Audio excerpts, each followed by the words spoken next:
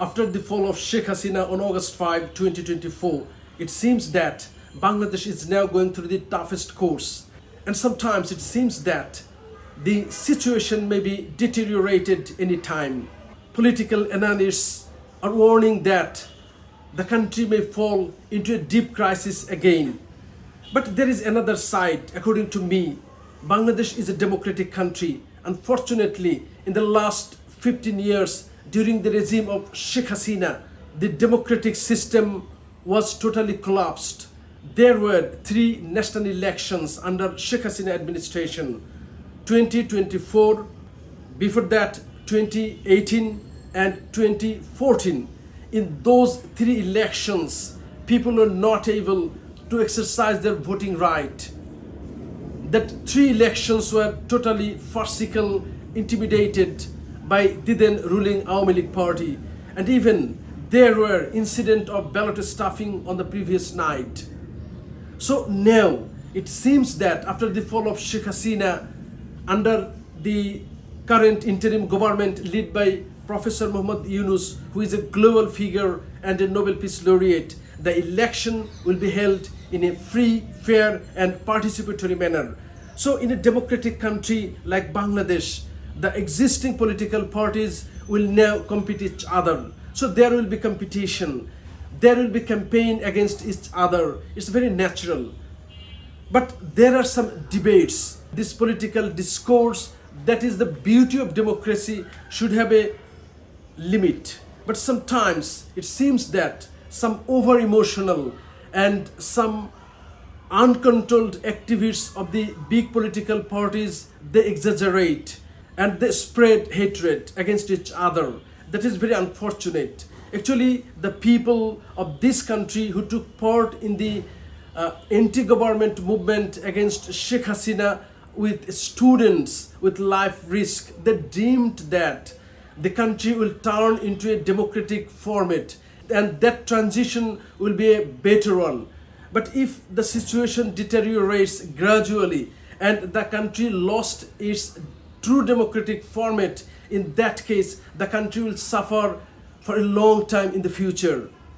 Now, the solution is that the political parties, especially now the biggest political party, Bangladesh Nationalist Party, BNP, then leading Islamic political party, Bangladesh Jamaat-e-Islami and other Islamic parties like led by Chormonai and other, and also the National Citizen Party, NCP, Amar Bangladesh Party, Gano Adhikar Parishad, and there are also some other political parties.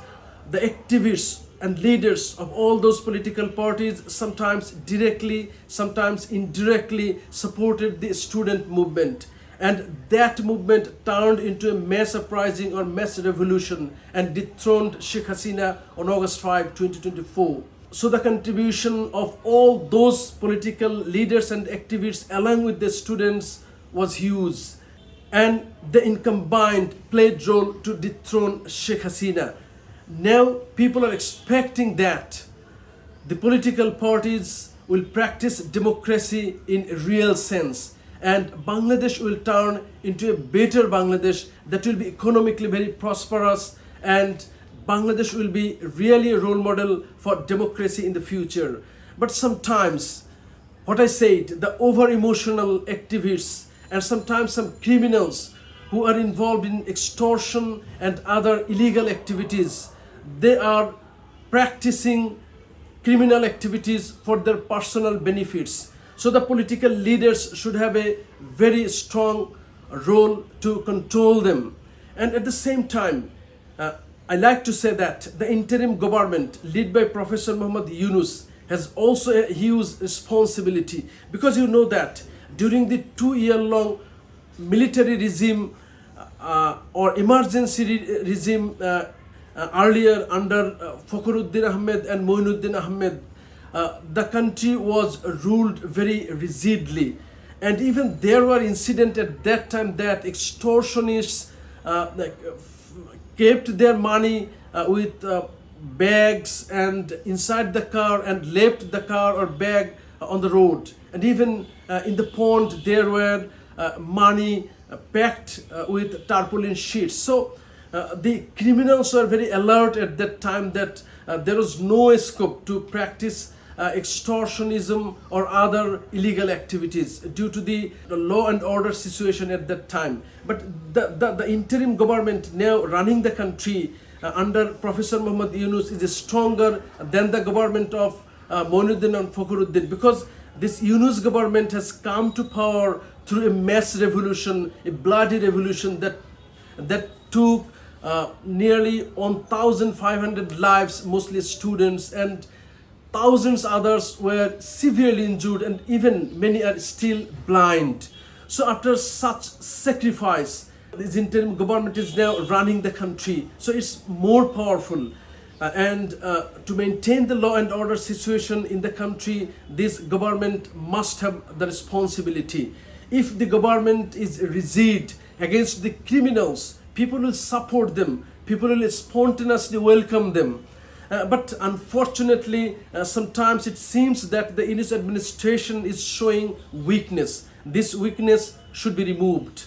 The existing political parties, they of course will compete each other in the coming election, but it doesn't mean that they will fight each other in a very bad way, and there will be incidents of murders or clash with each other in a brutal manner. It should be avoided, and only some few very over emotional activists all the political parties have, and they should be controlled by proper leadership of the leader of those political parties. And at the same time, it should be remembered that people are now more conscious than any time, because the people have a very good experience of successfully holding a revolution. So this is very important. And we hope that Bangladesh will run in a very fair way, and we will have a better Bangladesh in the future, and the existing competition or debates among the political parties should be a part of beauty of democracy, and they should maintain that criteria, and they should maintain the limit of debate and discord. Hope we are waiting for a better election, a participatory election, and the country will run in a very better way. Justice will be prevailed, and discrimination will be rooted out permanently. Thank you very much for staying with me. Allah Hafiz. Hope to see you again on other important topics.